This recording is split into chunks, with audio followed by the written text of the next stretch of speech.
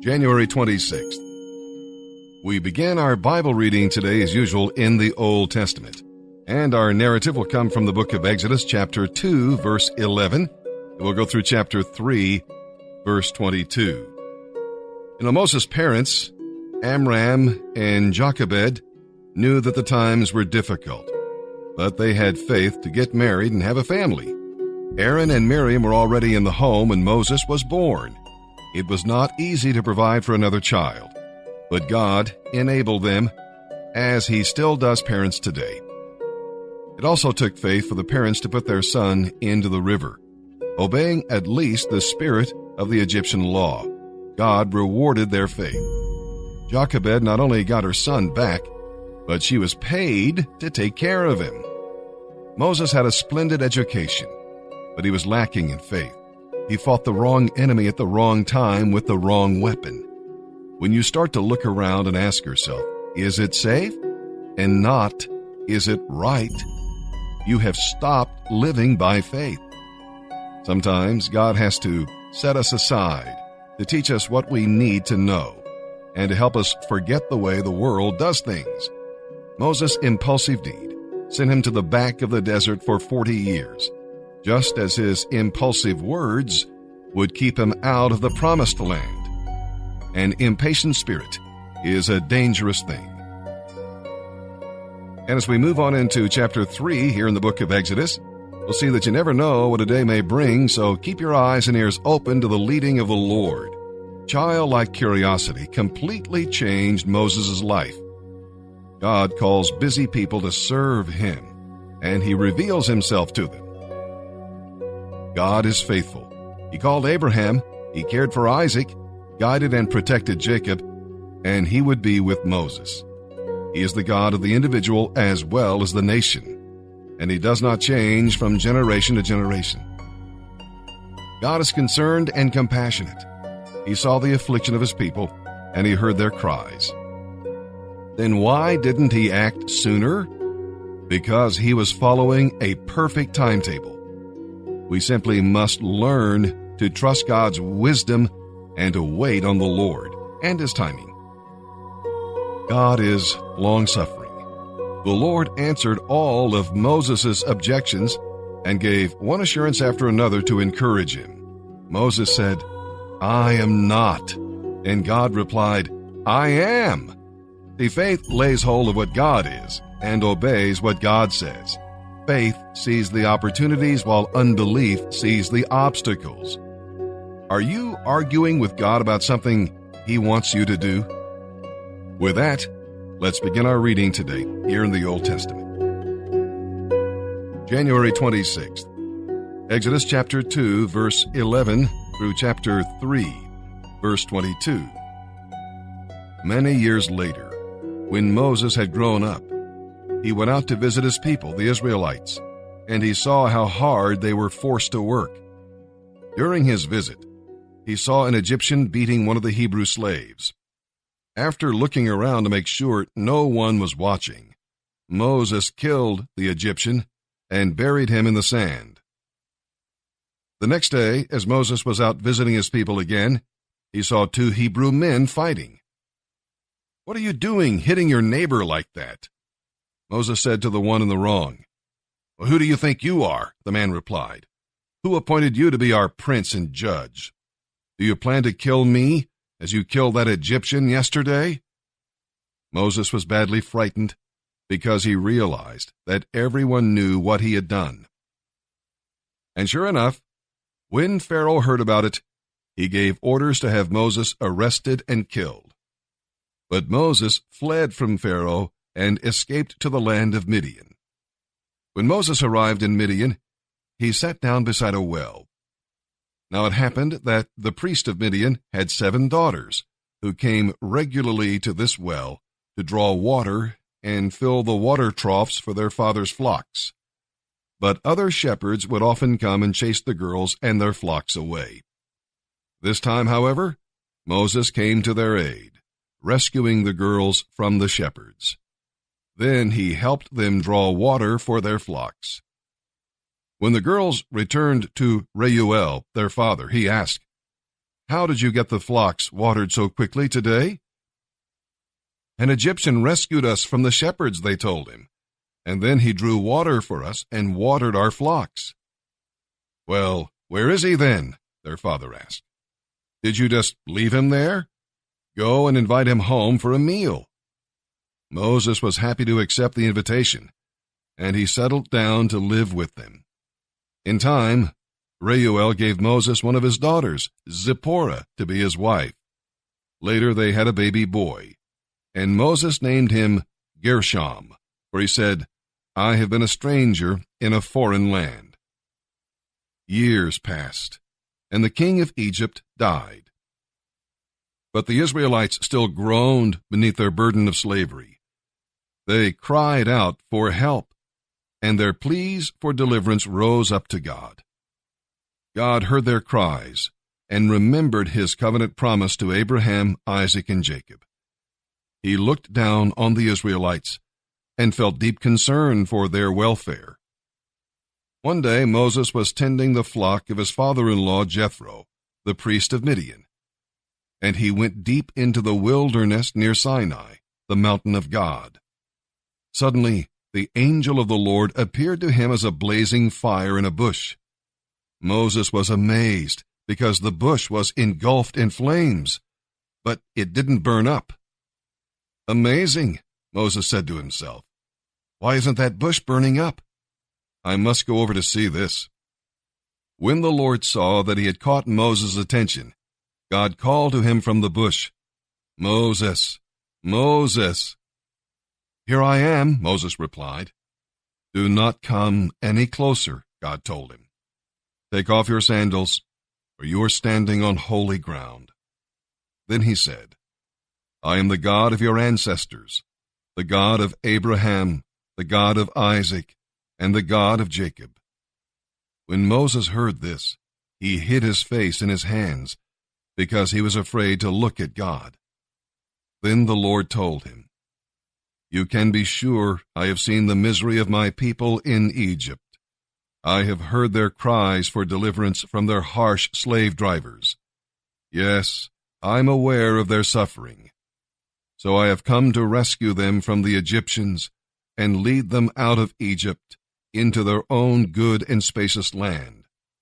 It is a land flowing with milk and honey, the land where the Canaanites, Hittites, Amorites, Perizzites, Hivites, and Jebusites live. The cries of the people of Israel have reached me, and I have seen how the Egyptians have oppressed them with heavy tasks. Now go, for I am sending you to Pharaoh. You will lead my people, the Israelites, out of Egypt." "But who am I to appear before Pharaoh?" Moses asked God. "How can you expect me to lead the Israelites out of Egypt?" Then God told him, "I will be with you, and this will serve as proof that I have sent you. When you have brought the Israelites out of Egypt, you will return here to worship God at this very mountain." But Moses protested, "If I go to the people of Israel and tell them, 'The God of your ancestors has sent me to you,' they won't believe me. They will ask, 'Which God are you talking about? What is his name?' Then what should I tell them?" God replied, "I am the one who always is. Just tell them, 'I am, has sent me to you.'" God also said, "Tell them, 'The Lord, the God of your ancestors, the God of Abraham, the God of Isaac, and the God of Jacob, has sent me to you.' This will be my name forever. It has always been my name, and it will be used throughout all generations. Now go and call together all the leaders of Israel.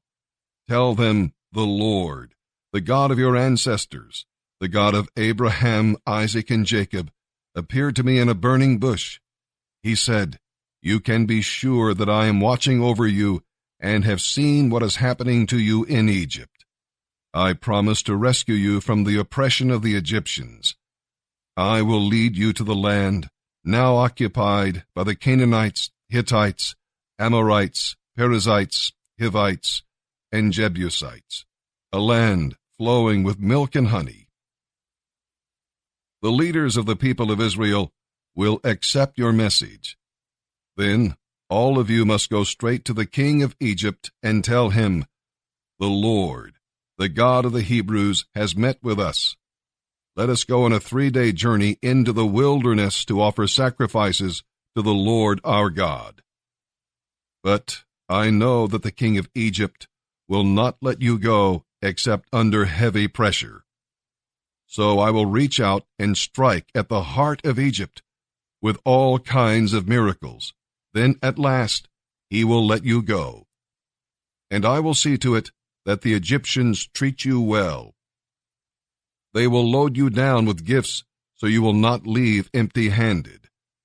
The Israelite women will ask for silver and gold jewelry and fine clothing from their Egyptian neighbors and their neighbors' guests. With this clothing, you will dress your sons and daughters. In this way, you will plunder the Egyptians." January 26th. And now, as we turn our attention to the reading of the New Testament today, we'll be in the book of Matthew, chapter 17. We'll read verses 10 through 27. Listen to the King. This event was a picture of the coming kingdom and a proof that Jesus Christ is indeed the Son of the living God. The law, Moses, and the prophets Elijah all converge in him. But the thing Peter remembered most was the emphasis on the unchanging Word of God. The memory of visions will fade, but the Word endures forever. So trust the King. Jesus gave the disciples power to cast out demons, but their unbelief and lack of prayer robbed them of the power they needed. We cannot stay on the mountain of glory. There are needs to be met in the valley. So obey the king. The tax was an annual assessment of the Jewish men for the support of the temple. Jesus affirmed his kingship by controlling a coin and a fish. But he affirmed his servanthood by submitting to their demands. "Lest we offend them," he said. It's good principle when you lay aside your rights, but be careful not to set aside God's truth. And with that, let's begin our reading today here in the New Testament. January 26th. Matthew chapter 17, verses 10 through 27. Jesus' disciples asked, "Why do the teachers of religious law insist that Elijah must return before the Messiah comes?" Jesus replied, "Elijah is indeed coming first to set everything in order. But I tell you, he has already come. But he wasn't recognized, and he was badly mistreated. And soon, the Son of Man will also suffer at their hands." Then the disciples realized he had been speaking of John the Baptist. When they arrived at the foot of the mountain, a huge crowd was waiting for them. A man came and knelt before Jesus and said, "Lord, have mercy on my son, because he has seizures and suffers terribly. He often falls into the fire or into the water. So I brought him to your disciples, but they couldn't heal him." Jesus replied, "You stubborn, faithless people, how long must I be with you until you believe? How long must I put up with you? Bring the boy to me." Then Jesus rebuked the demon in the boy, and it left him. From that moment, the boy was well. Afterward, the disciples asked Jesus privately, "Why couldn't we cast out that demon?" "You didn't have enough faith," Jesus told them. "I assure you, even if you had faith as small as a mustard seed, you could say to this mountain, 'Move from here to there,' and it would move. Nothing would be impossible." One day, after they had returned to Galilee, Jesus told them, "The Son of Man is going to be betrayed. He will be killed. But 3 days later, he will be raised from the dead." And the disciples' hearts were filled with grief. On their arrival in Capernaum, the tax collectors for the temple tax came to Peter and asked him, Doesn't your teacher pay the temple tax?" "Of course he does," Peter replied. Then he went into the house to talk to Jesus about it. But before he had a chance to speak, Jesus asked him, "What do you think, Peter? Do kings tax their own people, or the foreigners they have conquered?" "They tax the foreigners," Peter replied. "Well then," Jesus said, "the citizens are free. However, we don't want to offend them. So go down to the lake and throw in a line. Open the mouth of the first fish you catch, and you will find a coin. Take the coin and pay the tax for both of us."